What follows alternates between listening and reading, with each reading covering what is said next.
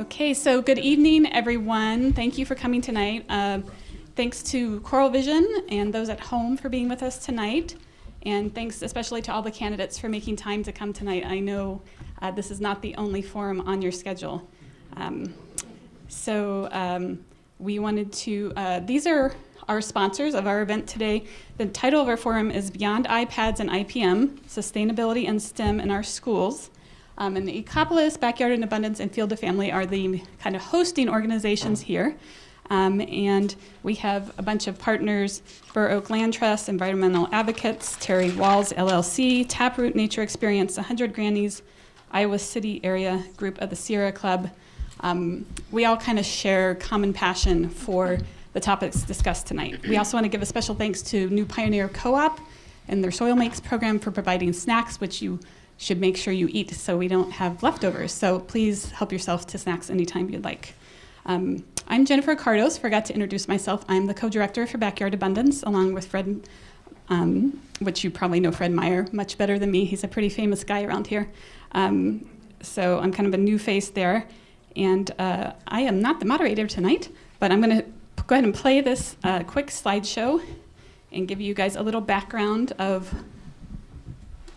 It was playing great a little while ago. Okay. So this slideshow was playing before you came in, and it's just kind of a visual of what we're going to be talking about tonight. All of our candidates received information packets about these types of programs that we're focused on around sustainability and STEM. We're passionate about outdoor classrooms because it engages our students. You can see that in their expressions from many of these photos. We believe that engaged in all different kind of ways. We want to see more of this in our classrooms, inside and outside, because we really think it teaches science and engineering, math, arts in a way that you can't just with a worksheet or other classroom. Kids are learning where food really comes from. These kids grew these potatoes. They added it to a collection of food grown by students, and they sold it at the farmer's market here. And they learned business skills along the way. They had to go around and kind of look at what other people were charging for turnips or whatever they're selling. We can do art with these natural materials. We can complement the hands-on or complement the classroom learning. We all want to reduce screen time, right? They keep telling us to get our kids outside, reduce screen time. There's also a lot of positive behavioral outcomes from being in outdoor classrooms. This is a planting green beans curriculum module we did with first graders. We feel it, they're very engaged in it, and they are able to harvest the beans, eat them, they're able to dry them and save them and pass them on to next year's first graders. This is fourth graders doing a square foot gardening curriculum project. They had to measure out the square footage, figure out a zucchini needs 4 square feet, spinach, you can get 3 plants in a square foot. How did they maximize the amount of food in that amount of square footage? This was like the winning design. That was the one that they planted. And this fall it looks like this, and now they get to go back and see, well, did it work? Did the zucchinis really need 4 square feet, or did it take over the whole garden? This is a butterfly garden in front of Shimmick where we've grown swallowtails and monarchs from egg cases to caterpillars to butterflies. And every time they get off the bus, they can check and see how big the caterpillars are getting. And these are preschoolers, so you can also just do simple activities out in the garden. But we feel like these really engage our kids and our families. Lots of work days, and it teaches soil and ground stewardship, how to take care of the resources that we have. You've probably heard about the spraying concerns we've had of increased spraying in the district. We're looking forward to working with grounds crews to reduce this, to stop it. That was some teaching that we did in front of that tree. It was sprayed 2 days later, and by the end of May, it looked like this. We didn't really know it had been sprayed until after we found the brown patch. And here's the same tree at our ice cream social. It's, it has kind of, you wonder if it has more weeds than before. Fruit trees, we'd really like to be able to plant fruit trees. Right now, they're not really allowed, even though at Roosevelt, there's a half a dozen fruit trees that are bearing right now. And Farm to School has done a lot of great partnerships. If you look at school lunches these days, there's a lot of stuff coming locally. Kids get to find out who their local farmers are, and they have a 5% increase each year that they're trying to do in local foods. And this is a scorecard that kids can, give their opinions when they try food. Ecopolis is very interested in solar, and bringing that to the schools. It can be really cost saving, and there's a lot of incentives right now. And of course, it's very educational for students to see in real life alternatives to fossil fuel ways of powering their schools. So we're encouraged tonight to think about what kind of options could we be doing, what is the positive headlines we want to get out there about how we're moving forward to prepare our kids for the school of the future and the world of the future.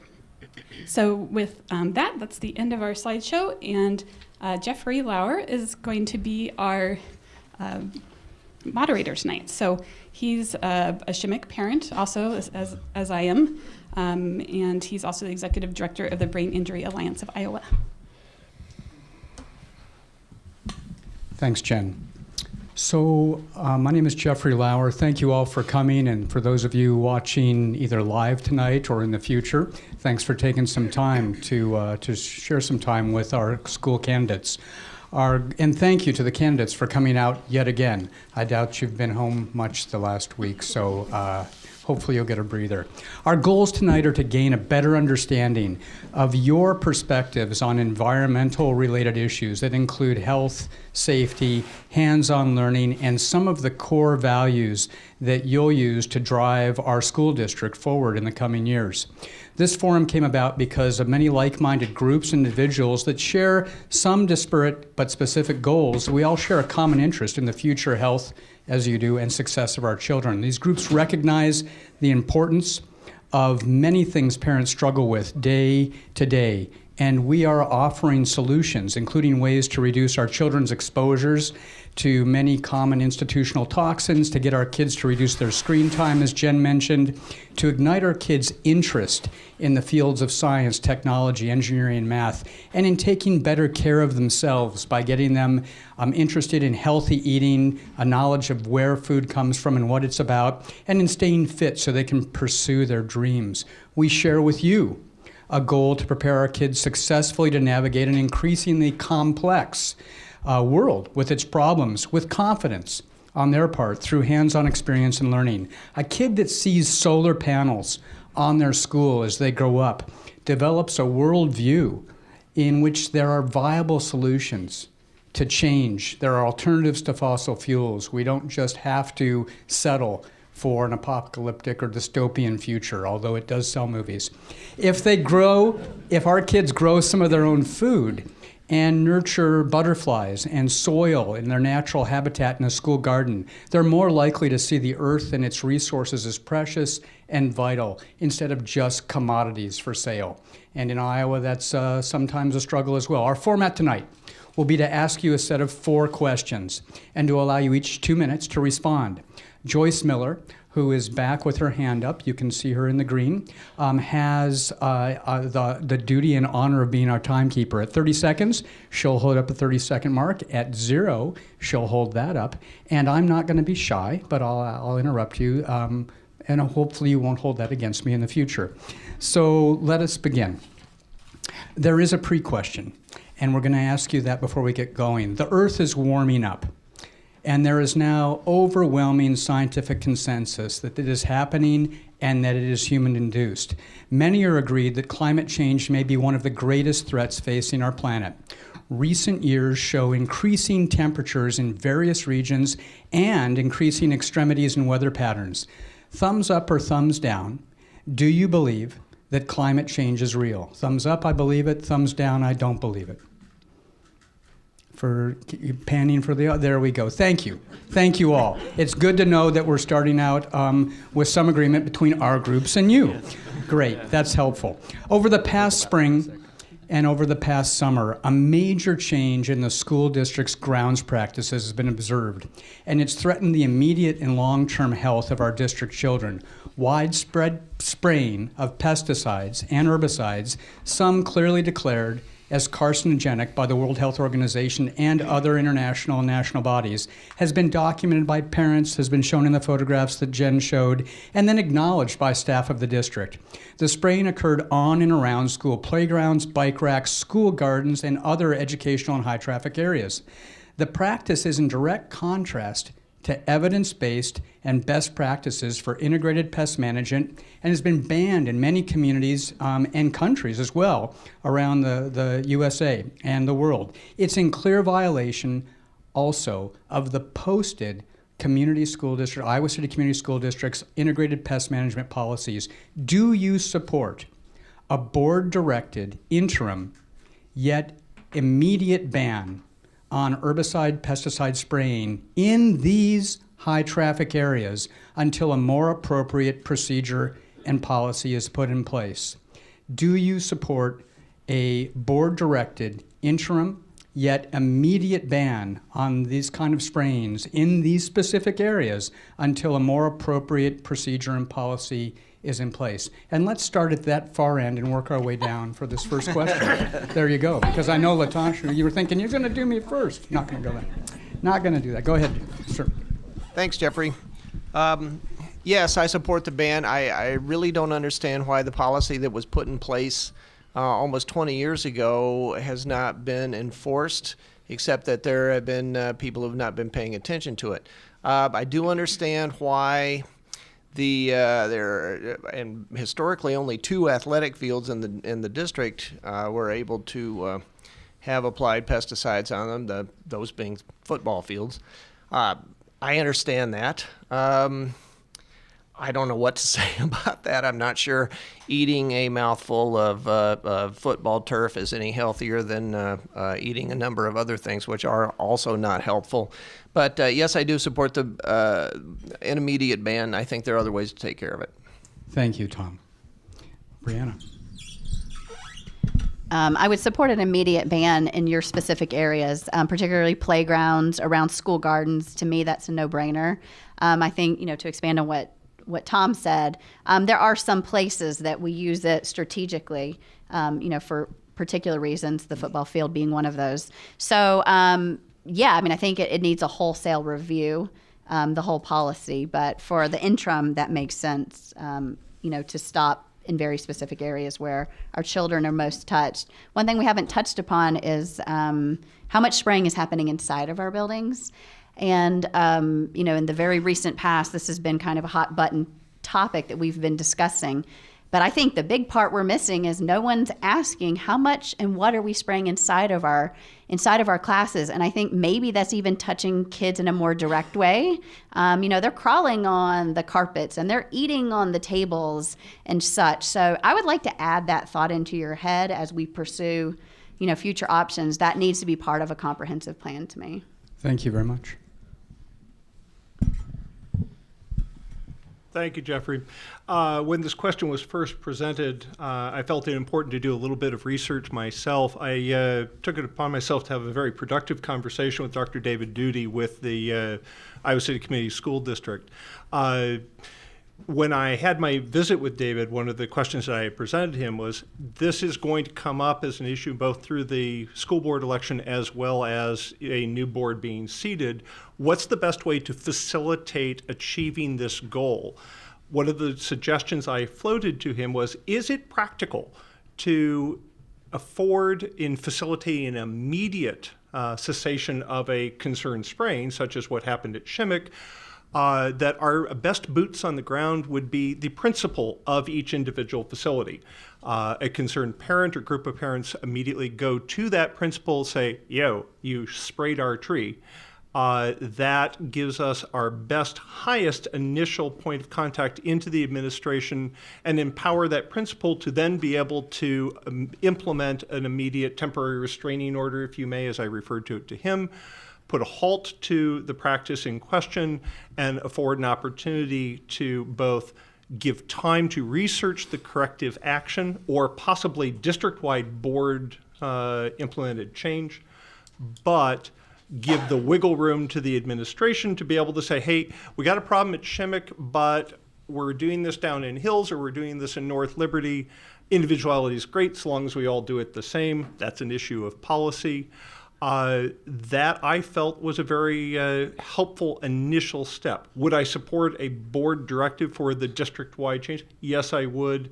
Like Brianna, I think it's a more complex and broader question. I would certainly offer that as a suggestion as one tool to move it forward. I absolutely believe we need to implement an immediate ban on spraying of pesticides and herbicides in high traffic areas. In fact, I don't see any reason why this hasn't happened already. As a mom of a kid who puts lots of things in his mouth that aren't food items, and as someone who works with our special needs population where we have lots of kids who have things like pica or other issues where they're putting things in their mouth that aren't food, I'm extremely concerned about this issue. I am committed to, as a board member, making sure that there is an immediate ban and that we then revisit that policy and write a new policy, and that when we are writing that new policy, we are getting input from the community, from teachers, from students, from staff, and also from the experts in ecodiversity, so that we're talking from folks from Backyard Abundance. We need to be talking from folks from Burr Oak Trust. We need to hear from the experts before we set these policies. And so this absolutely is a priority, not just because it's something that directly impacts my own child, but because it impacts every single child in this district. A vote for me is a vote for keeping our kids safe and healthy and keeping our teachers and our staff safe and healthy, and this is one of those ways that I'm committed to doing that. Thank you, Megan. Yes, I do also support a temporary ban and in the high traffic areas until more appropriate procedures and policy could be developed.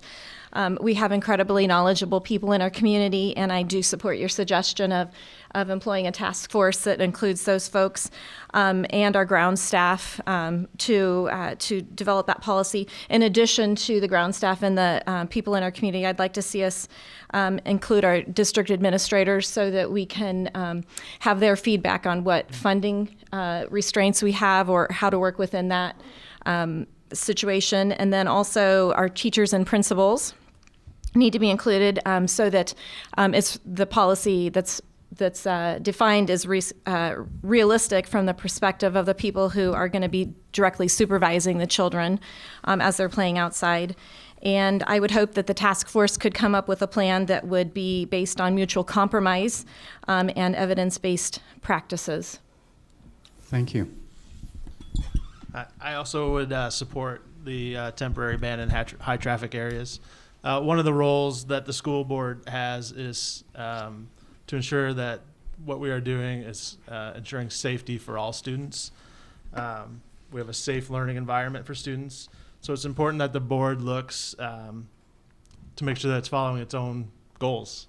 We need to be following those practices. I've been at many of the school board meetings. I see a lot of familiar faces out here. For ones, people who have been there as well when these topics have come out. And I would like for those members of the community, because they are very knowledgeable, to meet with the school district, with the board members that are concerned with this, and discuss what they can do to fix the problem. And it'd be nice to have a good civil discussion back and forth with the experts, with the parents that are concerned, with the principals, as well as the grounds crew, to make sure that we treat this problem correctly. I also agree with Brianna that we need to look inside the schools as well. I know that the spraying of pesticides at Hoover to help control the roach problem has been mentioned in talks, but never really brought forth to the board or in an open forum. So I'm not sure how many people are aware of that issue. And I think that we can work together on this, and I am in favor for it. Thank you. I also would support a ban on the use of such chemicals on our playgrounds and gardens and other areas that are frequented by our children at schools. I'm the guy who took out the railroad ties that surrounded his garden at home because somebody told me that they leached arsenic into the ground. And so I think, where our kids are concerned, it's better to be safe than sorry. I don't think we can always wait for, the slow wheels of the EPA to make a decision on whether a suspected toxin is safe. I think sometimes we just have to be more proactive about those things.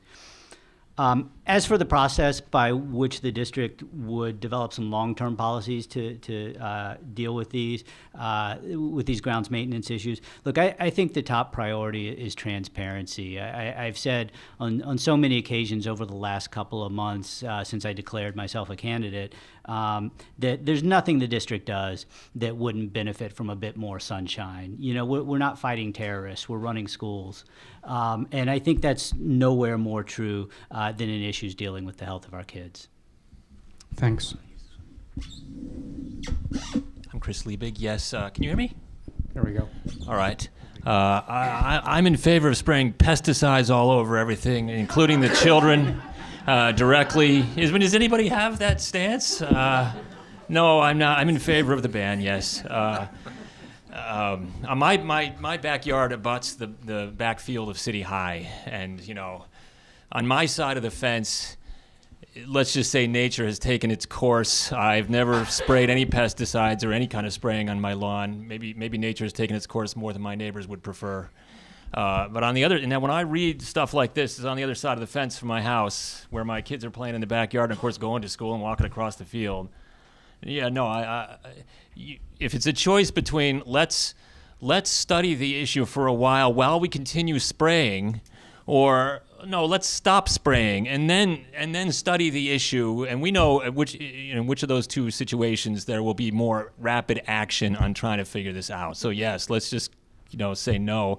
If industry standards should not be the standard, half the time that's an oxymoron anyways.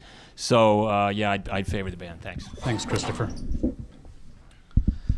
I favor a temporary ban immediately and into the indefinite future. But as I'm going to take Chris one step further and say that I think we should wrap all of our children in cellophane and just sort of take them to school that way, so we can make sure that they're it's one of those things where I feel like we shouldn't be talking about the fact that we're spraying pesticides on our school grounds where our children play. There's absolutely no reason why we should be talking about this, because it shouldn't be happening. And the fact that we have to discuss whether or not we should enact a temporary ban is ludicrous to me. It should be banned. We should say we're not going to do it anymore. We should go back to a policy that many people have told me had worked for a long time. And it makes me really angry when I realize that there are moments when our district seems to work in its own bubble. And then when suddenly they're caught out making mistakes this way, they don't own up to them and say, you know what, okay, we're going to stop. We're going to reverse our policies and go back to what worked before, or find something better. And I think as a board member, that's really what we have to demand that they do, is say, you know what, people are upset. I would be upset. You would be upset. This doesn't make any sense. Don't make any excuses. Just fix it. Thanks, Jason. I got two. I'm going to try not to go exothermic on this one, but I am one of the community members that brought this to the attention of the board. It was brought to my attention by a building administrator. I went to Hills, and what I saw was appalling. We didn't even talk, or you did not have photos of the student strawberry patch being sprayed right up to the edge, the student potato patch being sprayed right through the middle. I've had these photos down at the farmer's market. I know some of you have seen them, and I've explained them to you. Then when I did the pictures at Hill, someone said, well, you should go take a look at Shimmick. Shimmick was even more appalling. Ban it tomorrow. There's no excuse for it. It would take 3 minutes, and we go on to more important issues, which we have many. We can't afford it. The community doesn't want it. The World Health Organization says it's a probable carcinogen. Are we holding out for something stronger? Is DuPont, does Monsanto have that big a pull with our school district? No, this is ridiculous. We spend millions of dollars for fences and cameras, but yet we put our children's play area in peril with an unnecessary probable carcinogen, and it's glyphosate is the equivalent of tobacco in the late 50s, early 60s. We will get to the point we will ban it. We will find safer alternatives. The same thing could be done with vinegar and Epsom salts, and I've been very tempted to have a glyphosate vinegar chase challenge at a board meeting where I would dip lettuce into the vinegar and eat it, and challenge the physical plant director to dip the lettuce into the glyphosate and eat it. And since he stated that it only affects vegetation, doesn't affect people, so yes, this is and we're not even following our own policy. This is the maddening thing. In '93, we fought this battle and it was done. All it would take board members is to go to the operations director, read the policy, turn to the physical plant director, say, follow the policy, and we're going on and discussing much more pressing issues. Thank you. Thanks, Phil. Well, one of the lucks of the draw is being the 11th or 12th person to speak when everything has pretty much already been said. But I can pretty much tell you this, that regardless of who's elected, everyone's in support of a ban. So there's probably going to be a ban on that once this election's over. And I support that too. Being the finance guy, this is a little bit of a new area to me, but protecting kids transcends all areas of your interest. Protecting kids should be first. And so the meetings I've heard this more and more and more and more, I'm a little perplexed that we haven't done anything yet. I agree, something should be done now. I mean, there's been enough outcry from the public that something should be done right now. Just stop, bring a consultant in, let's take a look at the problem. But the other side of that is, regardless of what the consultant would say, there's a policy that's not being followed. And so if the policy's not being followed, why isn't it being followed? And that needs to be communicated, or just follow the policy. But however it's ultimately worked out in the interim, there's enough evidence there to protect the kids to just stop the spraying right now until we figure out a long-term solution. Thanks. All right, I'm going to skip the glyphosate cocktail and stick with cucumber water. It's fantastic. I've never been a big user of pesticides and herbicides, but I'm somewhat recently educated on the severity of it, and I don't mean recently, like a week ago when we started getting these questions. Earlier this summer, I took my wife up to La Crosse to see an allergy specialist and started talking about her different symptoms, and he's like, well, have you checked your thyroid, and do you have skin problems? And I was asking all these questions. They started asking, do you use Roundup at home? Do you eat organic foods, or do you eat stuff that's possibly sprayed with stuff? And he went through a pretty good detailed list of all the things that happen when you're ingesting foods that have different materials sprayed on them. And it was kind of eye-opening to me because, I naturally think I don't want to eat something that's sprayed with chemicals, but until you actually see the specifics of it, it's kind of in your face a little bit. And so I have a specific reason why I'm in favor of the ban.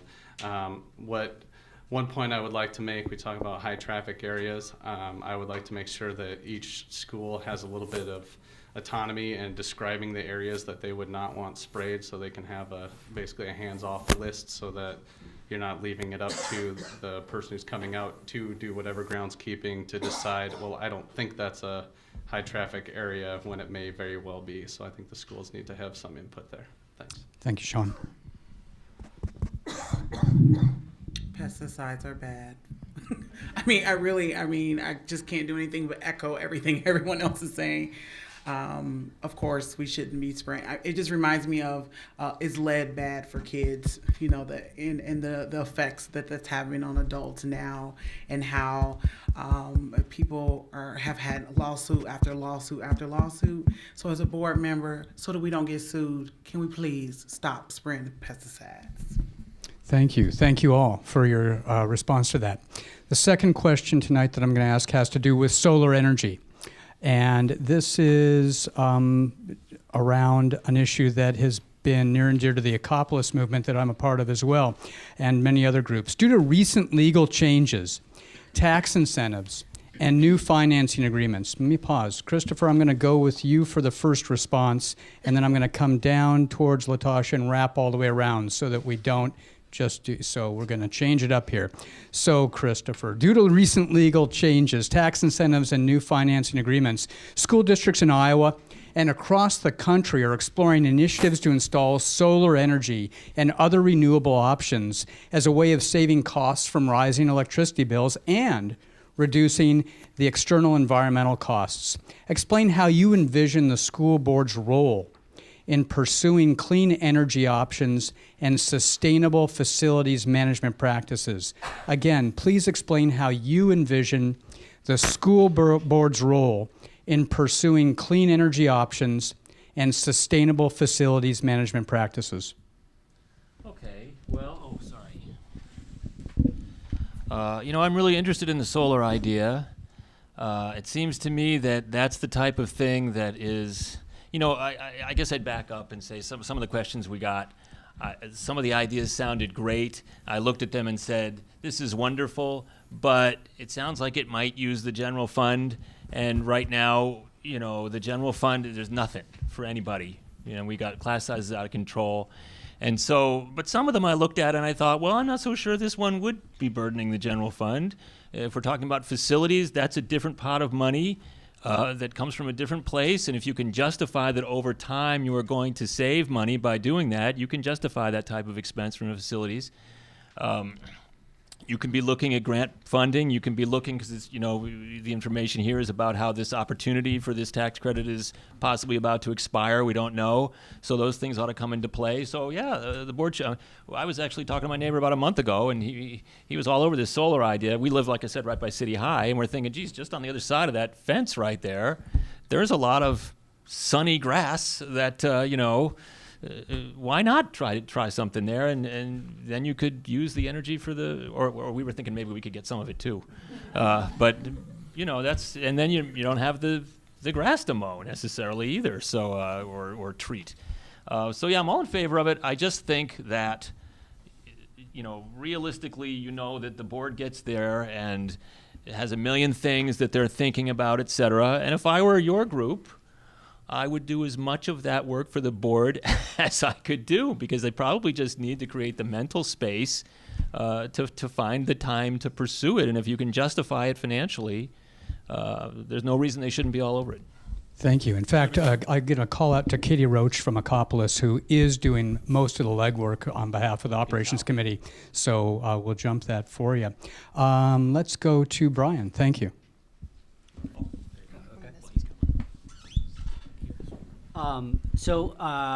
Converting schools to solar energy is certainly an option that I would favor researching, but it's one that I'm not yet prepared to commit the district to as a board member. We all got a packet of information from Ecopolis on the solar energy issue, and it said, and I'm quoting here, that the rationale for converting to solar now, or for installing solar now, is that, quote, energy costs are expected to skyrocket in the next decades due to increasing regulations. And I think, this is something that may or may not be accurate. It's true that enhanced regulation may drive up energy costs. That's very true. But there are also variables that could push down electricity costs, lower costs for natural gas or other fuels, increased efficiency in the renewables industry, a recession, to name just a few. And so my concern, it really gets back to the financial issue that Chris was bringing up, which is I worry that locking in today's rates, which is how the process would work under the contract that we were sent, that could end up working well for the district, or it could be disastrous in terms of long-term costs. I know a few years ago, Whitefish Bay School District in Wisconsin entered into a long-term contract in a different arena because they thought interest rates, they thought they knew which direction interest rates were going to go. In 2009, that contract almost bankrupted the school district. So I think my take is the energy industry is very dynamic at this point in history, and I think rushing into a decision simply to take advantage of tax credits brings a lot of risk to the district. And in my opinion, at this moment in time, it's not the right course of action. But that said, I would absolutely support taking the time to properly assess, what our options are in terms of renewable energy. Thank you. All right. I've been to, like I mentioned before, a lot of the operations committee meetings where Katie's been a part of this as well. And one of the things that I found really interesting is that we are already doing a lot of things to reduce our carbon footprint that maybe don't go unnoticed because we don't have the solar arrays out on the buildings. For example, we've changed some of the controls systems. We've changed some of the lighting from the standard lights to LED lighting.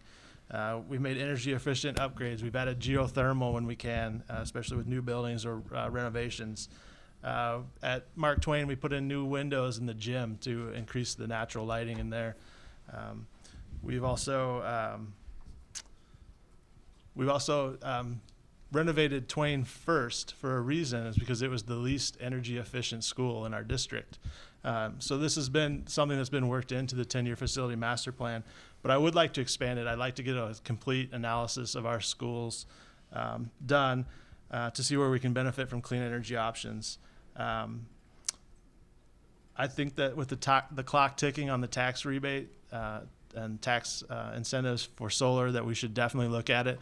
We're already moving down that path with the work that Katie's done, and the school district has been starting to investigate this more. So I'm very much in favor of looking into solar as one of the options to help reduce our carbon footprint for sure. Thanks. So I definitely think this is something that should be looked into, and I think this is the time to do it. We're in the middle of a facilities master plan where we're planning renovations and building new buildings, and this is the best time absolutely possible that we could be looking into this, in my opinion. We need to think of this from both the operations side and also as we think about facilities planning. So I would say that because of the time frame on the tax incentives and the financing agreements, that we need to set a tight timeline for this to be looked at and to be explored further.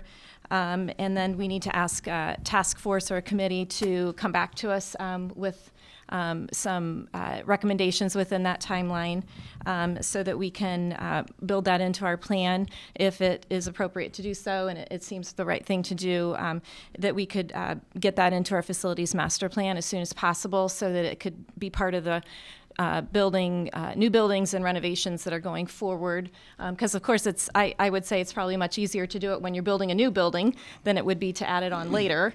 And I will say that there are some other schools in the area where I see that they have solar panels already, and it does cause me to pause and say, if they can do it at Mid-Prairie, for example, why can't we do it in Iowa City? And so I think it's something that definitely needs to be looked at right away.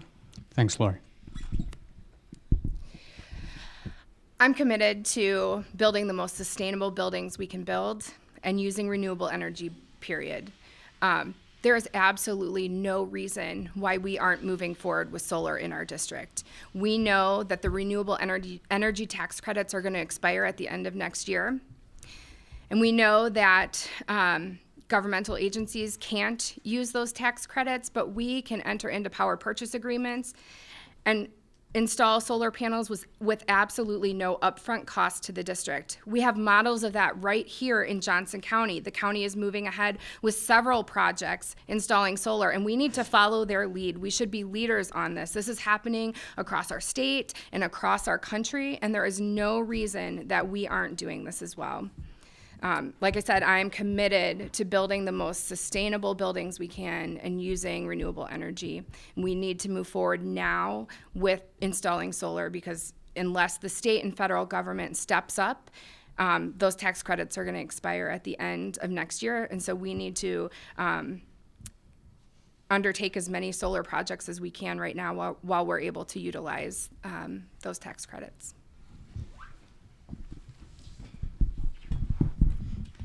I'd like to touch on a few things that have already been said. Yes, certainly a new board making a commitment to a standard is an imperative. All of these recommendations fall into one of two categories: long-term versus short-term change. For building projects that are in the FMP, that can now, while they're in the design phase, be said, look, we want them to be either utilizing solar or geothermal or LEED certification. Wonderful, because you can do it on the planning stage. I think Paul has touched on a very important part, which is the short term. There are things that can be done for our buildings immediately from a efficiency standpoint that can have immediate goals met and get an immediate rate of return in terms of cost saving on energy. The comment that Brian made earlier is correct, which is we have to be very careful from a financing standpoint. Brian is correct that there are other districts that have tried this and it was a little bit of a roll of the dice.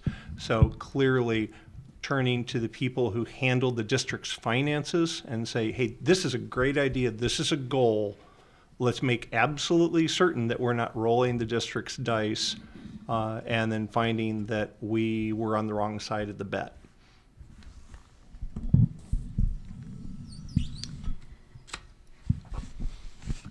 I don't think our district loses anything by having RFPs out there. Those are requests for proposals. And it's partially putting money back in our own economy. There are actually several solar companies that are local. In fact, there's actually one, it's in North Liberty. So throwing a request for proposal from our district for these companies at no cost to us to come in and evaluate our buildings and say, this building makes sense, this building doesn't make sense. There is no cost up front for us to do that. So I see absolutely no reason we should not be moving in that direction. That does not commit us to anything. I think we have nothing to lose by doing that. And then evaluate the situation from there. What is it going to cost? There are different models of how districts and schools and cities are financing these. There are third-party purchasing agreements. And there's also ways, lease-to-own options, where the risk is very little for the owner of the solar panels. And it's really fascinating. I think what we're not thinking of as part of the 10-year master facility plan is we're also building. It's scheduled to build 3 new elementaries and 1 high school, and that is substantially going to increase our current power usage. Not only that, we're putting ACs in the remaining schools. So altogether, we're talking about, potentially doubling our current use. A substantial increase. I think what most people haven't touched on is going solar is also a value, is almost an ethical decision for me, because I think that's living what we preach, and that's teaching our kids something valuable about our society and what we believe in. So I think that's really critical. And I don't believe in reinventing the wheel. As Megan touched on, Johnson County Board of Supervisors, they already have buildings that are going solar. So don't reinvent the wheel. What were the pros? What were the cons? Which companies did they work with that worked great? And there's a maintenance issue for solar panels. Oh, sorry, I'm going over. Thank you. To answer the question directly, the main thing the board is going to have to do is remain in support of the kind of conversation that we're actually having now. If you hadn't brought it up, we wouldn't be here talking about this stuff tonight.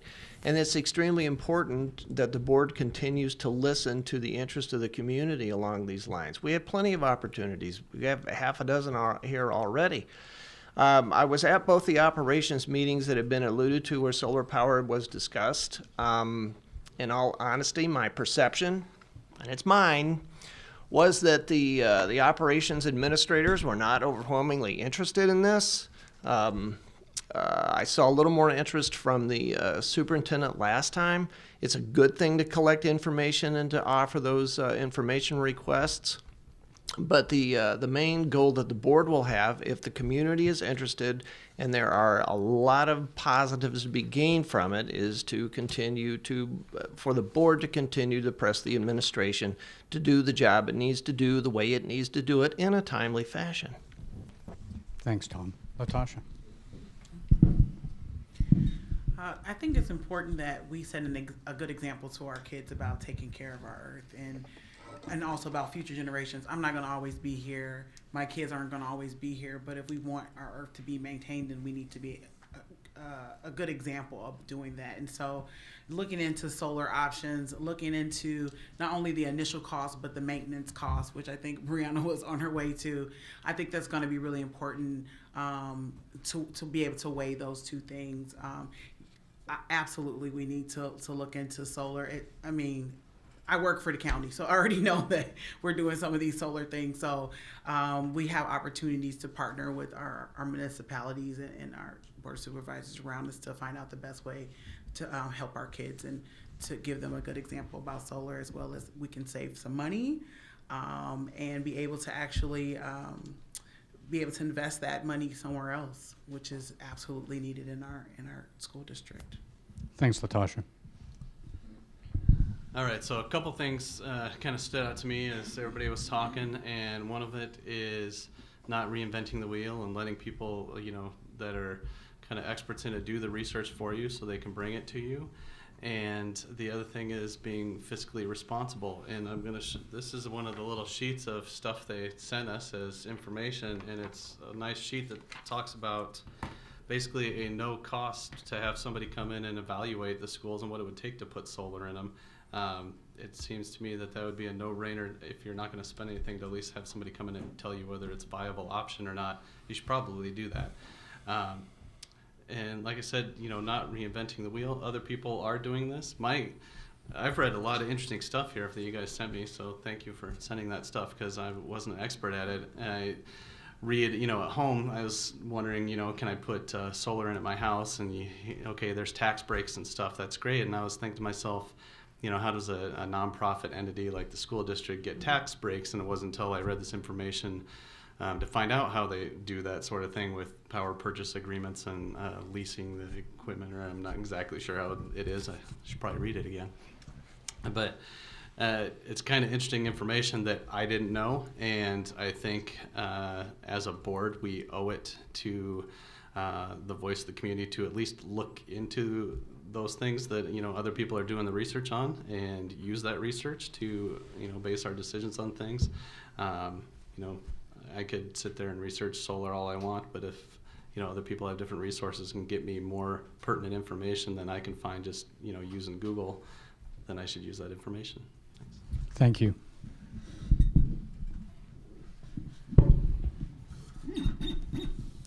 I believe the question was asked in the form of what should the board do collectively? Well, obviously the board's biggest role is we are entrusted with the taxpayers' dollars. And so if taxpayers' dollars are being spent inefficiently, we owe it to them, to you, to explore every way we possibly can to make the operations as efficient as possible. The cost of electricity is only going to get higher as more people are converting over to natural forms of energy. Obviously, the electric companies have to charge more to make up for that shortfall. So we know the cost of electricity is going to go up. So it's obvious that we need to have a study done on this to see if it makes sense for this district. And I'll give you an example of board work previously in Illinois. If you've driven east a couple hours, you'll see wind turbines all over the place. And we thought at one point in time, hey, if everybody's converting to wind turbines, maybe we need to have a wind turbine by our school, because the high school sat up on a hill. So all we did is we called a couple companies and we got someone to come out and do a study, and they measured the wind. We thought it was a pretty windy place, but what they came back and told us after a month or so of studying was that we didn't generate enough wind to justify putting a turbine there that would result in any kind of significant savings. Plus, we then had the cost of the turbine, even though there were credits in that. But the story of that is, at least we took that chance and made an effort to try to see what would happen. Same thing needs to be done here. The tax credits afford you an opportunity to make it even better. It's too bad it's such a short time frame, but there's people that are out there that could fast track that. And also you need to do competitive bidding to make sure that you're getting the best deal at the best price with the best benefits to the constituents. Thanks, Todd. Competitive bidding. Hey, a convert. Fantastic. First, thanks to everyone in the room that has been going to the committee meetings and providing their services. I was talking with someone earlier about their committee experience with the district, and it wasn't as fruitful. So, continue the work. It's not difficult. It's a difficult challenge, I know. A few thoughts that I had, and when we get to this point, you're plowing the same ground. But with Pebble funds, when we're talking about doing those things, that's why you have to watch how the Pebble funds are spent wisely. Every E350 van we purchase is less money that goes towards things like this. And when other districts do these things, it's mainly because they spend the money more wisely. Yes, I was at the subcommittee that others have mentioned and heard the presentation, and also heard the physical plant pushback on it, which for me instantly makes me want to question why they're pushing back, especially when we see what they tell us is appropriate with herbicide use. But I know board member McGinnis brought this up earlier, taking advantage of solar during his stay. It didn't go very far at that point, but it does need to have a board initiative and push. We do have a solar committee. One of, how many committees do we have, Tom? 53, 54, or you guys know? It's 53. Yeah. Yeah. It's more than, it would be interesting if someone could name them. No, it's something, and we can't lose track of just simple things like turning lights off when we're talking about energy and conservation and things that way. And going to the meetings for 6 years. I know that the ESC has always been at the top of the list, even though it's not on the facilities master plan. Oh, sorry. So I'm going to talk about three things very quickly, most of which haven't actually been covered by anybody else here. I'm going to talk about the facilities opportunities that we have. I'm going to talk about why we should take care of that. I'm going to talk about educational opportunities we might have. And then I'm going to talk about how the board can actually make this happen. So first, facilities-wise, I don't understand why it's a big question. I mean, I drive an electric car, okay? The time is coming for clean energy, renewable energy. And the resistance that we get, the limited liability, risk-averse resistance, the not enough money now, so we won't save money later mindset really confuses me, because it just seems like something that we're saying, that sounds really hard and not like what we do. So thanks for talking to us about it. And I hear that a lot in the district. In the classroom, let's talk about what we could be doing for our students.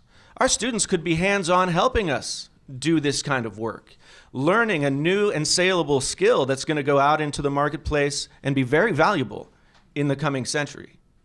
So why aren't we offering that? Phil's been a big proponent of the home building plan, and I believe it's an important thing. This is another infrastructure idea that can come to the table and be part of what we do for our students. So what can the board do? Well, I think in the short term, and you can't have short-term and long-term things going at the same time. Short-term, this is a policy-setting board right now. We set policies. Tell the superintendent through policy that you want to see a proposal that's going to talk about short-term usage of these tax incentives moving forward with clean energy. Long-term, make it part of what we do in every building that we build. Work on it. Make it happen. Don't say it's going to be hard and then stop doing it. Just make it happen. Thank you. And apologies to Brian for reversing and baiting and switching the direction. Nice catch. So we're more than halfway through our questions. Thank you again, and thanks to our audience here. and on the television, or on the other end of the television. This next question has to do with grounds as well. I'm a Shimmick parent, and last week my children with Jen Medemeyer and others went and weeded the small butterfly prairie garden right in front of the school as you get off the buses. It looks kind of ratty right now. That's normal for this time of year. But that's ratty from a perspective of a guy who grew up with a mom who had a very orderly garden. But it's perfectly normal for a prairie. So in that context, considering current grounds and facility use in our district and the educational materials that we provided to you before this forum, how can you envision using our grounds and facilities differently? How can you envision using our grounds and facilities differently to support more sustainable practices and to maximize their educational benefit in respect to STEM education? And here's an example. Can the use of native habitat plantings, in your opinion, or outdoor classrooms, prairie restorations, enhance our kids' education while reducing the overall environmental impact and financial costs associated with traditional resource-intensive turf grass management? So, given that as a possibility, how can you envision using our grounds and facilities differently to support more sustainable practices to maximize their educational benefit in respect to STEM, science, technology, engineering, math, education? Latasha, can you take this one?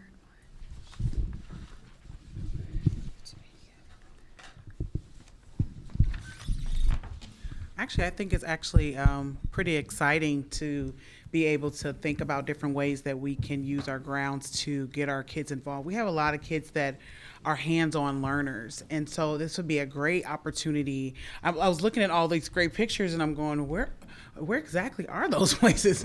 You know, because it's like, how great would that be to be able to put your fingers in the dirt and to be able to learn and to be able to participate in that way? Because I kind of grew up in a house with don't play in the dirt, you know. So to actually be able to do that, and it's okay, and you can learn some things. You can learn where your food comes from. You can learn so many things about the soil, about trees, about how our environment works. I mean, it's a great opportunity, and I really see that if we can. I'm a program developer, so I'm all about pilots.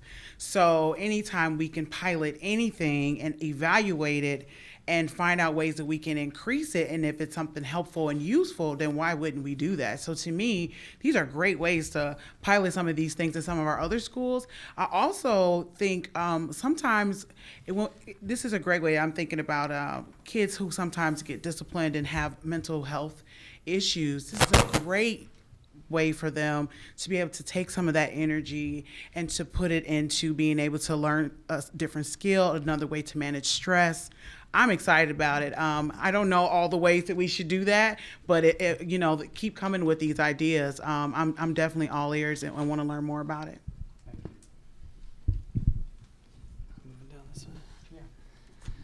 All right, I'm just excited the question wasn't named the 53 committees. That's next. Now this is a fun thing to talk about. I have a son who was in 6th grade last year and got to go to School of the Wild, and I got to go with him, and I happened to go on the Prairie Day, so that was pretty entertaining. We marched all the kids out in the middle of the prairie and made everybody sit down and just listen for a while, and it's a different world. And the kids loved it. And when we had the 6th grade promotion party, they don't graduate from 6th grade. They had a nice video running of all the kids going through what was your favorite thing about the last year, and probably a good 50% of it said going to School of the Wild. That's a week for one grade to get to enjoy that kind of stuff. So I think there's plenty of opportunity to use that excitement and build on it. I know there's places that have kind of natural prairie stuff. There's gardens that are great. We started a garden at Garner, and I think the key is making sure that the teachers are educated in how to use it, how to use it properly. They sort of willy-nilly planted the garden the first year just to kind of get the kids out there and excited for it. But what they did was they made a nice ring of corn around the outside of the area. instead of all together, so pollinating was not going to happen. That's a kind of teachable moment there that I think we can educate our teachers so they can educate our students. But I think it's a great chance to have a lot of fun. Watching those kids, stomping around in the prairie and stuff is pretty entertaining. So I suggest you all get a chance to do it. Thanks, Sean.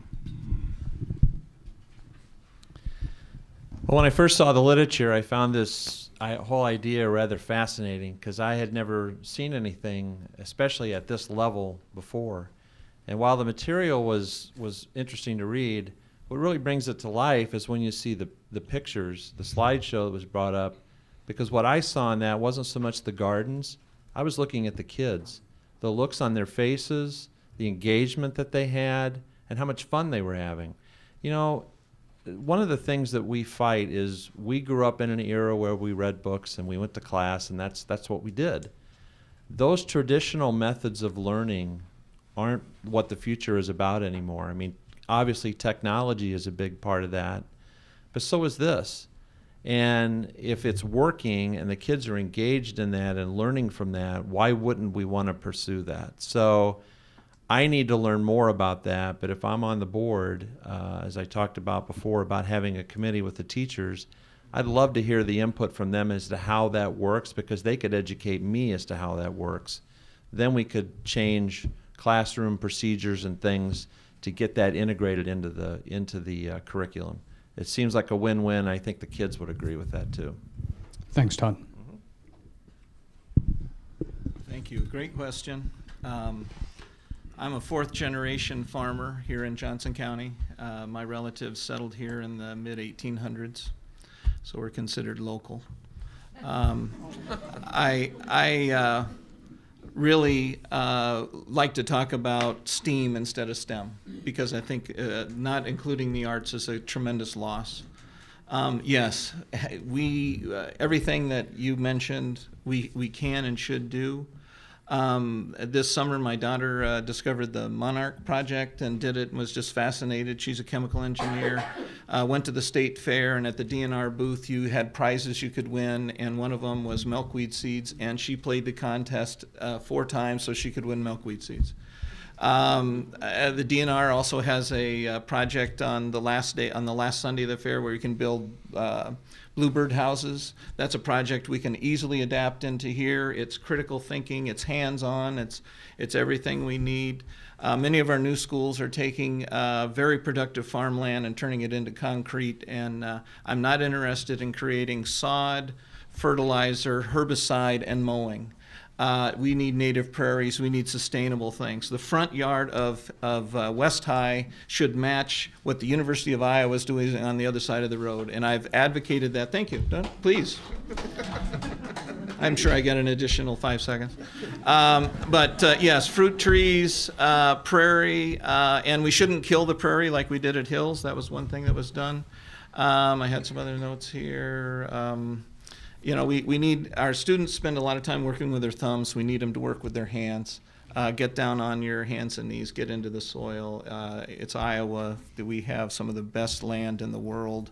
We should be preserving it and passing on that interest and that desire to our students. Thank you, Phil.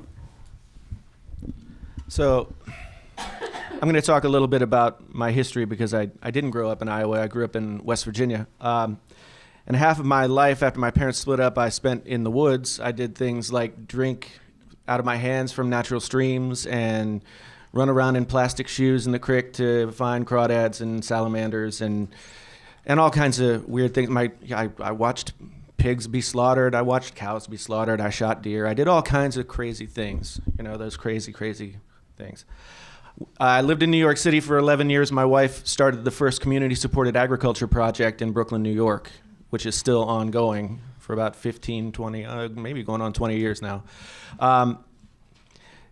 I've worked with, and let me tell you about what I've done here in Iowa City. I've worked with John Thomas, who's a landscape architect and also a candidate for city council, on proposing a dual-use park at the grounds on Mark Twain Elementary, where hopefully we could have something like community gardens. I think again, from a board perspective, we could say, we'd really like to see these things worked into our plans, worked into our policies. To say, I would love to see the food that our children eat in the schools be grown by our children. As the PTO president at Twain, as a parent at Twain, there are kids that go to Twain and other schools that are incredibly diverse across this district who never knew that food came from the ground, and instead of a can, until they saw it picked and eaten. This is an educational moment that we can really capitalize on from start to finish. And if we don't say it's important as a group, firmly, strongly, then we won't do it. If we don't resist this sort of, we've got a way of doing things and we're just going to do it that way mentality, then we won't move forward. That's what we have to do in this district. We have to move forward. My grandmother canned all of the food that she expected to eat through the winter. I don't do that. But yet, I learned something from watching her fill those shelves. Okay, thank you. So I didn't see the It's okay. 30-second one. That's Sorry what- about that. That's Yeah, I think there's sort of two questions that are independent. One, even if the kids never go outside the building, why not make different use of a lot of that grass? There's approximately 18 acres of front lawn at West High. Why not diversify what's planted there instead of mowing that grass, 2-3 times a week? Moreover, even if you don't plant anything out there, get the kids outside the classroom and out into the grass more even. So those are both things I'd like to see. Well, I'm afraid I'm going to go off on a topic that maybe is the topic of the next question. But, you talked about the outdoor classrooms, and there's a grant proposal in the works to have a pilot program for an outdoor classroom. And I think, yeah, that's great. Grants, I like that, But you don't really need a grant to take the kids outside during the day into the garden. And we have a garden at Hoover. It's great. At the ice cream social, there was salsa being served that was made from the garden that was right there by the salsa. It takes some energy on the part of the community, but it's a terrific thing. And what teachers need in order to get them out there into the garden is to be relieved from some of the crazy overscheduling of what they're expected to do all day long with their, and I'm going to say minutes, because that's how it is, X minutes on this, X minutes on that. A teacher is perfectly capable of figuring out how to make good use of a garden educationally if they can just, have a little leeway to take the kids outside. I've been complaining for 4 years about how short the lunch periods are, how they don't have as much recess as they ought to have, how kids need to move around more during the day, or you're going to have more behavior problems, which I think are interaction and problems between the kids and the environment. And so that's really probably what needs to happen more than anything else in order to be able to do that kind of thing. That's all. Thanks, Christopher. So I'm certainly a fan of this type of project. I moved here from California about 15 years ago, and when I was there, I served on the board of the Trust for Public Land for a couple of years. And one of the things that we did in that organization is really looked at where we could turn sort of urban landscapes into more better environmental learning opportunities and play spaces for our kids. And I think that's really important. My kids have done Taproot since they were young, and they get the opportunity to go out to the prairie, to go to the Fossil Gorge. And I think that kind of exposure at a young age to the natural environment and to what they can learn from it and what they can do there, I think it's so critical for our kids. We've in the questionnaire, we got questions about native prairie restoration, questions about outdoor classrooms and gardens. And I certainly think, within the context of facilities planning, we need to look at what we can do where.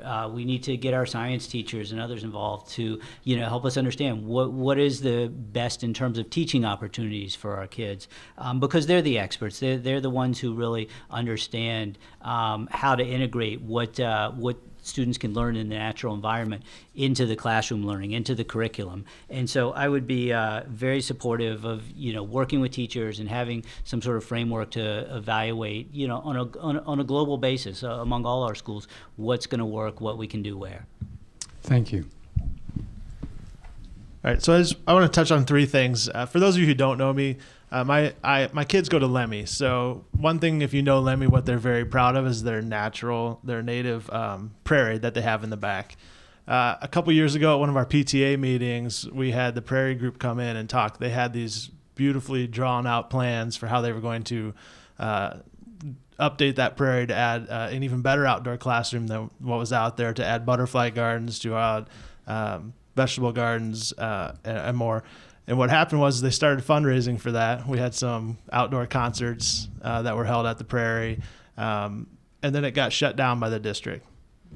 So what happens is when the district shuts that down and they take away what parents are willing to help out with, there's a big disconnect there.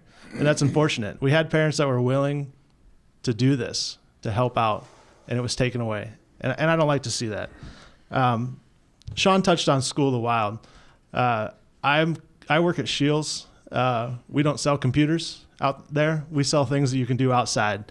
One of our big commitments there, financially, and I'm in charge of all donations, so when you guys come ask for donations, you usually have to talk to me first. But the one that we're very committed to schools, but one project that we're extremely committed to is School of the Wild. That's something that we've given, over the last 5 years that I can remember, at least $25,000 to, and we'd like to be able to do more for that. And it's because the experience that we've had with kids going through there and how it touches them and it transforms them. And the last thing I want to say is that my wife, if you've seen her hands, there's no green thumb on there. I think it's brown thumb maybe. She kills everything she touches. When our kids learn how to, at school, to grow plants, and my daughter does that at home now, I it's need great. to remind you that we're on live TV, so... Yeah, it's fine. She will be the first to admit it. She'll be the first to admit that she does. But my point was is that my kids now are the ones that are helping to make sure that the plants outside don't die, and that's because of what they've learned in the schools. Thank you. So my kids have gone through Coralville Central, and I still have a daughter there, and we have a lot of really neat things at Coralville Central that are great learning opportunities. But what I have found in talking with the teachers is that one of the real limitations is the curriculum that the teachers are told to teach. And there's a lot of restrictions, and honestly, they are very frustrated by the inability to bring in to the classroom some of these opportunities that are right outside. For example, we have a lot of native Iowa trees that have been planted on our yard, on our school grounds by one of our former principals. And this winter, one day when I was in my daughter's first grade class volunteering, the teacher said, well, we're talking about life science right now. And she pointed outside and she said, but we can't go outside and talk about the native Iowa trees because it's snowing. I said, well, why are we talking about life science in winter? She said, well, that's what we're told we have to do. So that's what we're doing. And it was very unfortunate. She was very sad that she couldn't take the children outside to learn from this great resource that we have right there on our grounds. So I think the first thing we need to do if we want to incorporate these things into our classroom is we need to loosen up some of the restrictions that our teachers have with their curriculum, and so that they can get more excited about what's available to them. So many of our schools have tremendous things available. I know it's at Coralville Central, and Paul here speaks of what's available at Lemmy. I know there's great things at Shimmick and at many of our other schools, and we need to be able to facilitate science curriculum so that our teachers can pull that into their classrooms and get really excited about it, and consequently the students will get really excited about it. Thank you. We should absolutely be using our grounds to support and supplement the learning that's going on in our classrooms. There's tons of research about the ways that outdoor classrooms benefit our kids and increase their learning. Furthermore, we can look at the Last Child in the Woods research that talks about the ways that our kids are negatively impacted by being disconnected from their environment. So we can look at the research. But I'm a crunchy mom. I believe in advocating for all things sustainable. I believe in feeding our kids local, whole foods. I believe that we should not be spraying chemicals where our kids play. I believe that our district needs to have a comprehensive sustainability and greenhouse gas reduction plan. I have a kid who has some very complicated special needs. Those needs manifest in behavioral problems. One of my go-to tactics for dealing with those behavioral problems is getting outside, getting out into nature, hiking, getting dirty, digging for worms, and doing that changes things for him. And I know that it works for other kids with special needs, and I believe that we can apply that to all of our kids. And we can look at the Last Child in the Woods research. We can look at all the academic research that shows that. So I think the more we can get our kids outside, digging in the dirt, growing vegetables, the better off our kids will be, and the more learning that they can do. And so I'm absolutely in support of using our grounds in a way that supplements and supports what's going on in the classroom. Thanks, Megan. Taking this briefly back to the original question, which is what can the board do about this?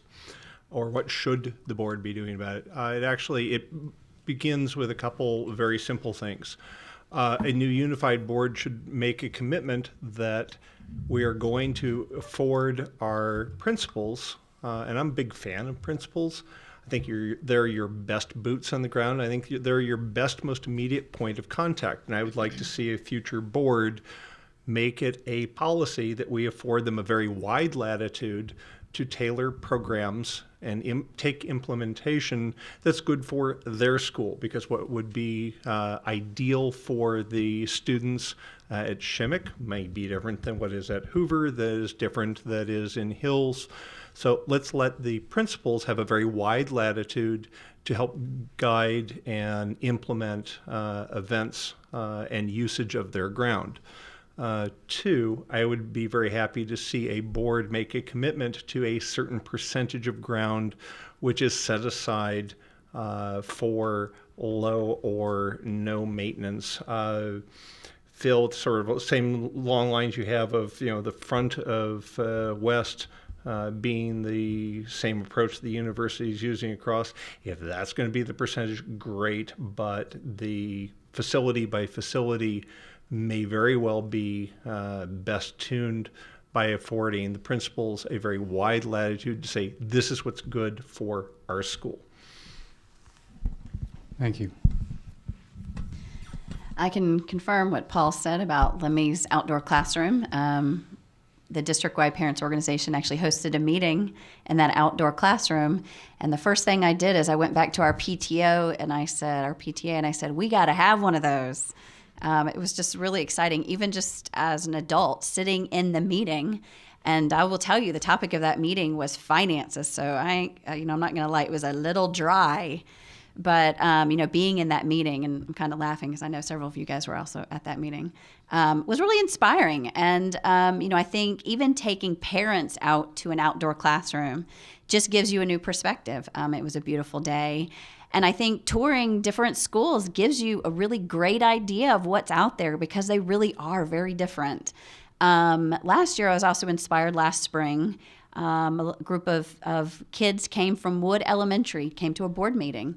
And these kids had put together a proposal that was very touching. And they had spent a lot of time putting together a proposal for a reading garden at their school, because Wood was struggling with reading proficiency in their school and reading barriers, and a lot of their students struggled with that. So as a group, it was mostly girls, maybe it was some boys too, I remember the girls more particularly, but these group of children came to the board and they said, we are fundraising for a reading garden at our school.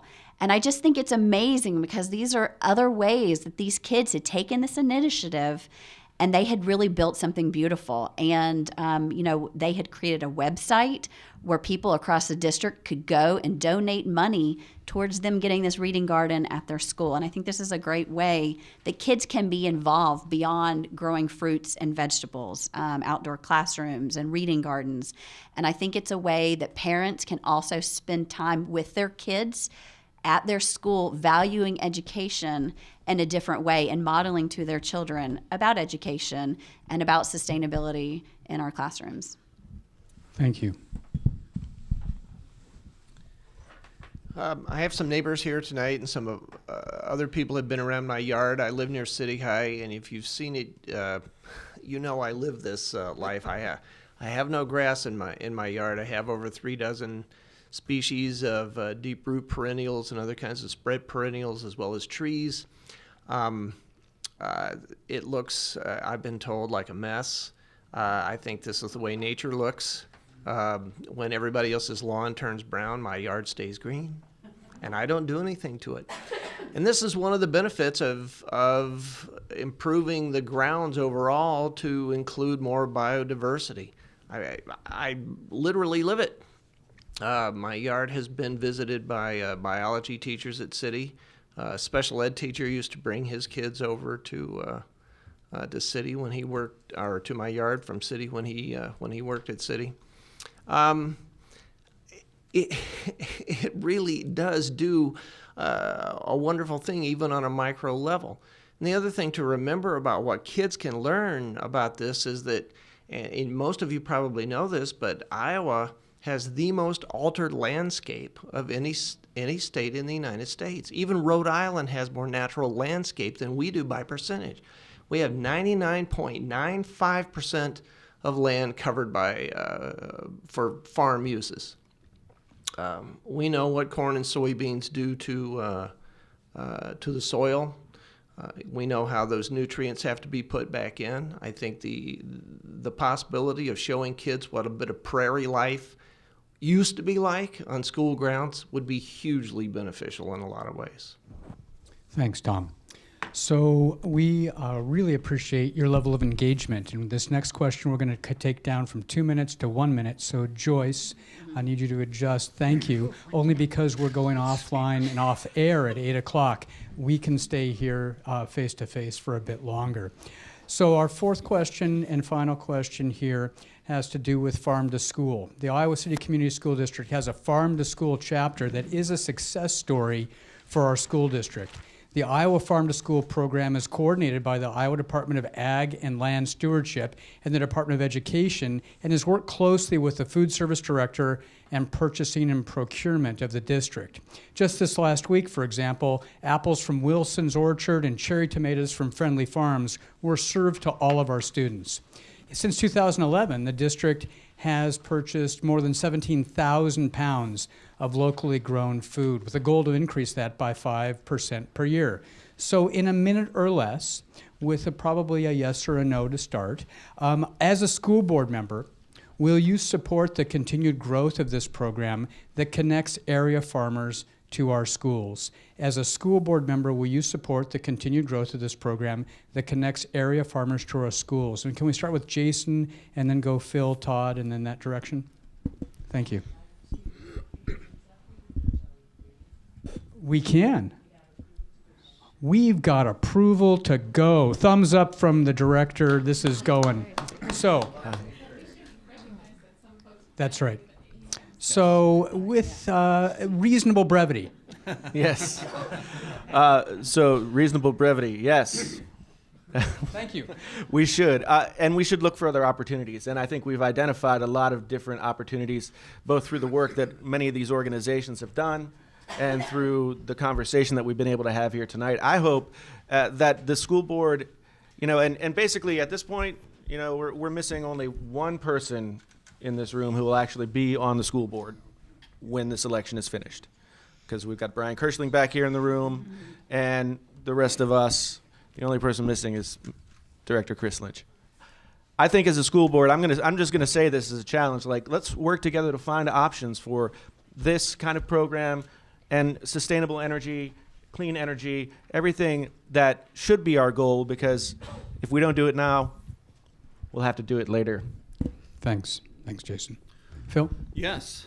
I'm a huge proponent of utilizing our local vendors and purchasing local, not only just food, but utilizing our local businesses. And we've got to look at the opportunity with, many times we're told how much land West High has over City High, but a lot of it's underdeveloped. We could be producing cucumbers for the district, doing a lot of things. We could put in a greenhouse on that property and produce vegetables year-round.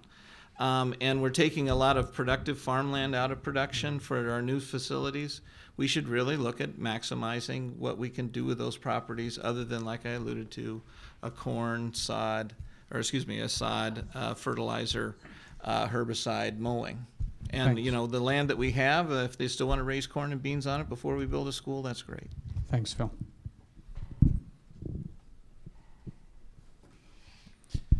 I'd definitely be in support of that program. I think what better way to show support for our local farmers who represent much of the economy here than to support them by giving them a way to bring their produce into the school. So I'm definitely in favor of that. In fact, I'd be in favor of looking for ways to expand that program.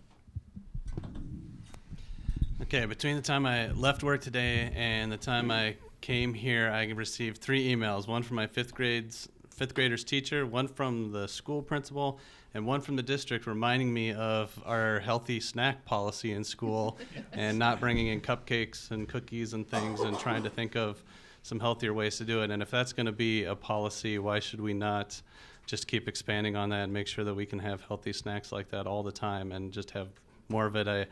I've used a couple different local CSAs at my house. I love getting the fresh veggies every year. It's forced me, my wife, and my children to eat a lot of things that we wouldn't have ordinarily done.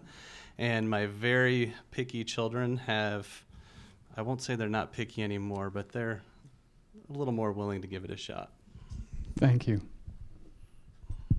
So this is a personal.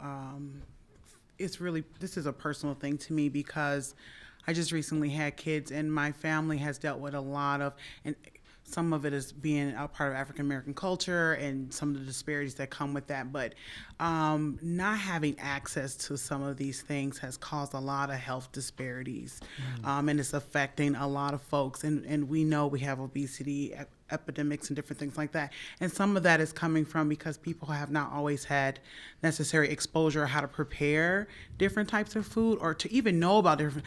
I didn't really even know about blackberries until I was an adult, like honestly. And it just wasn't exposed to it. It just wasn't something my mother was continuously buying in our home. So we didn't know about it. And so being able to be as an adult and have some very conscious friends, I've learned some other things, some other techniques, some other healthier options, some healthier snacks that now I'm enforcing with my own children that my mother didn't know. It wasn't that she wanted us to have bad health. She just didn't know. And so I think that this provides that opportunity for our kids to be able to experience and to be able to taste these things that maybe mom wouldn't prepare and go home and share it. I didn't know about spaghetti squash. That was an amazing thing for me to learn that you can use that as pasta. I mean, seriously, I mean, maybe, I'm just using my own personal experience of how this would be so great for my kids and so many other kids that I know that may not necessarily have the privilege of being able to just go to the farmer's market and go to these different places and get to try these different foods. So I am in support. Thank you, Latasha. Tom? Sorry, I was just going to yell. Probably be heard too, but not quite as well recorded. A quick story. About 10 years ago, I was over in the First Avenue Java House, which most of you should know is right by Tate High School. A couple of restaurant owners came in. Kurt Fries was one of them, and a couple of teachers, and the late, great Bob Braverman came. And I said, "What are you guys up to?" And he said, "We're talking about doing some farming at Tate." I said, "Seriously?" Like I was hoping they were going to plow up, a section of the block, but that wasn't what they had in mind. But they built the boxes, and it started out there, and then of course, eventually it went sideways and then disappeared. And I ran into one of the teachers the other day, and I said, and I actually asked Kurt Fries the same question, and I said, "What happened with that?" And he said there was no administrative support. Nobody was interested in it. So the answer is yes, I'm absolutely in favor. I'm amazed at what's gone on around the schools in the district so far. And if you've had a hand in that, you should be very proud of that. But absolutely yes. Thank you. Yes, I'm also in support of this. Our children have been part of Pick a Better Snack. If you have young children in the district, your children have probably experienced that too. And it's a really amazing program through our Iowa State Extension. And my kids brought home a star fruit. And they said, "Why don't you try this?" And I was like, "What is a star fruit?" So I, kind of laughing at what Tasha said, because it is very much about what you experienced. I grew up overseas, so the food we had was very different than what we have here. So, and in fact, there's fruits that I ate growing up that don't exist here. So it is definitely what you experience. And I think we know studies show that kids who grow their own food are more likely to try it. So I think there's a lot of validity in having gardens where kids grow their own food. And obviously, our city, particularly Iowa City, is becoming a blue zone. That's an initiative that we've pushed out across our whole district, essentially, and we're asking schools to join that. So I think, pick a batter snack, growing our own food, these are all part of that initiative of becoming a blue zone. And I think, that's a huge marketing enticement for our district, for our city. So I think, becoming a blue zone beyond the health benefits that we're going to see as a society, is just a positive, important piece to add to our community. Thanks, Brianna. Absolutely. There's a logistic part of this that will also require support of the administration, and that comes and begins by a directive of the board. To make something like this work, to facilitate something like this to grow, there's a simple issue of refrigeration, for example, of apples. This is something that we had discussed a number of weeks ago. As we move forward and hope that a project like this can grow, it is important that the district plan for refrigerated facilities. Currently, apples and other produce is having to be moved and shipped in and out of schools to make way because we don't have the on-site space available for cold storage. One of the things that we had discussed was reaching out to corporate partners, such as U.S. Food Service. Hey, you've got a refrigerated facility. How about a little corporate donation here? Help us out by giving us the opportunity to store this store this food, so that we can actually facilitate it, and then in our future planning on buildings as they are being either renovated or built, anticipate the need for this additional refrigerated storage. So absolutely, but it does have some planning that will need to be added to the mix. I'm definitely in support of this program. It's a no-brainer, I think. As I mentioned earlier, I am very much in favor of feeding our kids whole, local, organic foods. This is a way to work towards that. I think we should be expanding this program. And I would take it a step further and say that we should really be working to grow as much of our own food as possible. Our district has lots of land. We've talked about the field in front of West High School. I think there are ways that we could be using that land to grow our own foods and use that to nourish our children. Thanks, Megan.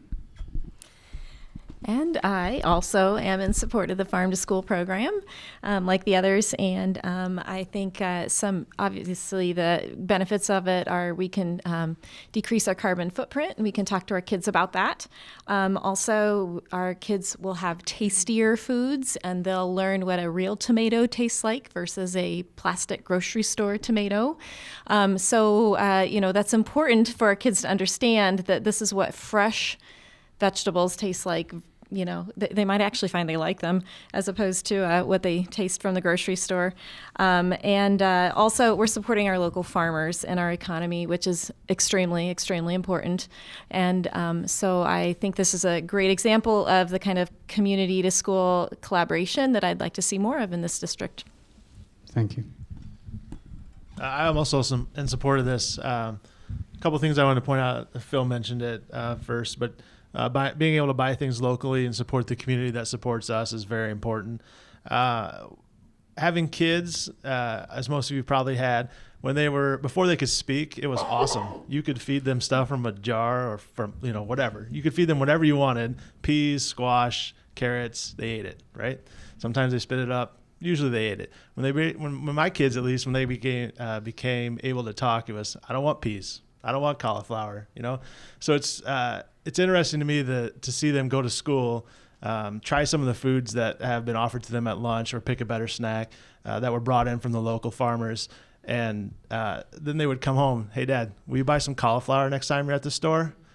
You bet. You know, if I would offer them the cauliflower, no chance. But they tried it at school, so and it was great. So I think that's been something that's super.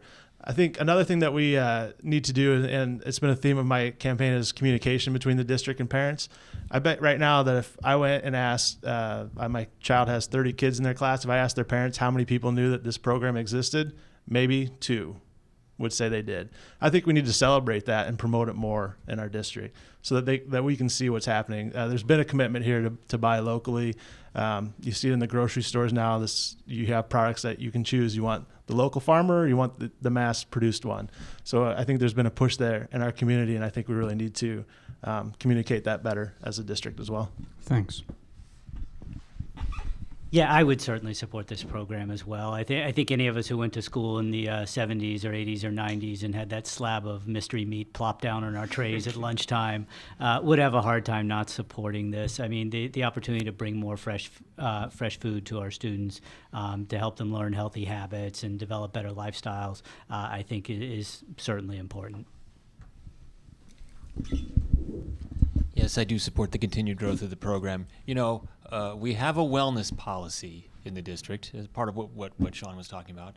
And it's got all sorts of good things in it about healthy eating and physical activity and exercise and learning about healthy habits.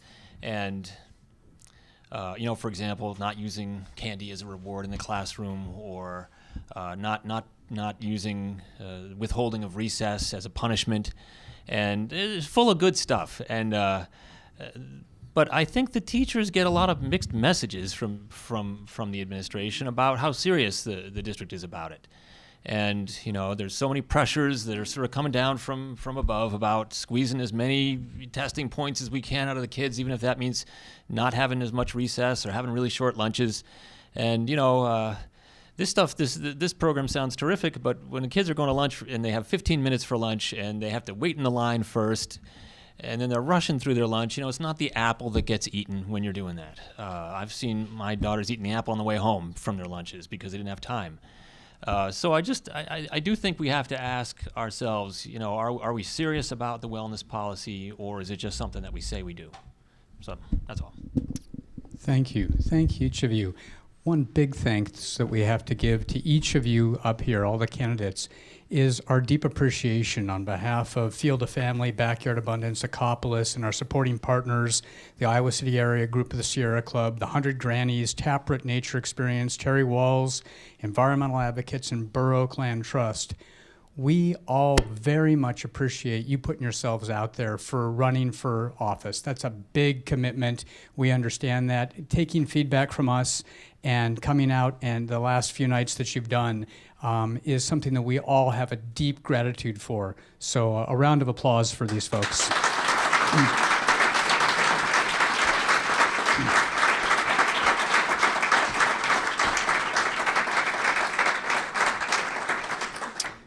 Very good. Thank you. Special thanks to New Pioneer for the refreshments and their Soil Mates program. Jason, you mentioned that our kids growing food was something that inspired you. The mint and the cucumbers in the waters back there, the tomatoes on the food comes from, I believe, the Shimmick Garden. Thanks to Jen Medemeyer for bringing that in. We invite you all to please stay here until 8:30 when the library closes. Please help yourself to the refreshments from New Pioneer. To our candidates, we are going to give you an extra day, please, to complete the questionnaire that's come, since we had some trouble getting it to some of you. Please take a day. Is it a day or 2 days? 1 day? We'll publish it noon on Thursday, please, is when you have to get back. If you have a question about that, Jen might help you. Special thanks to Jen Cardos from Backyard Abundance.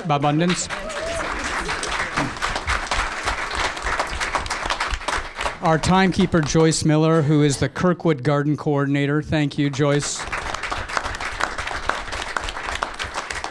And please, candidates, if you can, please stay around to chat and share your thoughts and your materials with us. And thank you all again for coming out tonight. We thought about that, but we thought we would rather mingle. But would you do, you know what? I'm a flexible moderator. Do you have a question? I thought you might. Let me come and bring you.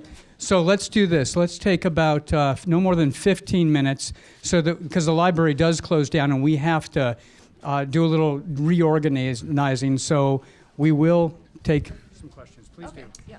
Well, my name's Diane Dillon Ridgely. I've lived in Iowa for the last 34 years. And I just personally, we can't go wrong in terms of this election, whoever gets elected. I really am humbled by the care and thoughtfulness that each of you has brought to this, and at the time I know that it takes to be part of this. I happen to serve on the National Wildlife Federation Board, and we started the Million Pollinator program this past year and the Monarch program. So personally, as a national board member of that organization, it's a shout out and a thank you for bringing that up. There are over 100,000 certified wildlife habitat schools, and I certainly, as a national board member for the organization, would love for us, I had 2 kids who grew up in the Iowa City schools, but would love for us, one's almost 40 now, she'll kill me for saying that, but would love to offer for us to be able to bring some of the resources from NWF to absolutely guaranteeing that each one of our schools, I think 2 of them already are, but each one of the elementary schools, the middle school, and the high schools are all certified habitat schools, and there's a lot of resources and information that flows through that curriculum. So I'll offer that as something that we could do. It's an amazing program, and as I said, there are over 130 roughly 1,000, I was trying to figure out the right number, 130,000 schools. But mostly, I just wanted to personally thank, and also as a member of the 100 Grannies, this is what we want to see nationally and locally, to have this kind of quality and care and concern for making what we do ecologically also connected to what we do educationally. And just to your one point, a fact, when the turn of the century, from the 19th to the 20th century, Iowa was the most biologically diverse state in the country. From the turn of the 20th to the 21st century, we were number 50. We went from first to worst. Thank you. Thank you for your comment. Other questions? Hey, Jeff, can I make just one quick one? Please do. Paul. And correct me if I'm wrong, but I just wanted to make one quick point. I don't see Holly here today, but I'm kind of disappointed that the Press Citizen didn't cover this forum like they covered the one last night that they co-sponsored and that they covered in North Liberty, because I thought that was great that people that couldn't come, at least they got a small snippet of what we were each said. So I just wanted to point that out. I was a little disappointed in that. Very good. I can say I did talk to Holly last night and asked her, "Are you looking forward to seeing you?" And there was a conflict with Clear Creek Amana opening tomorrow, and she said she was going to try and get somebody here. But I did tell her it's being recorded, and I will send that feedback back to her that we had a great discussion, and somebody should maybe review it. Please. Great job, guys. Thank you. My name is Miriam Kasia, and I'm locally famous because I walked across America last year with the Great March for Climate Action. And I didn't do that for applause. I did it because I've learned a lot. And I spoke in New Mexico in March because I earned a ticket because I walked across the country to New Mexico's Environmental Education Association, their national, their annual convention. And they have a fabulous program for incorporating environmental studies into all their curriculum. I gave a copy of it to Jeff here, and the question didn't get on your list of questions to answer tonight, but I encourage you to think about how environmental and climate need to be part of the curriculum in our schools. Thank you. Thank you.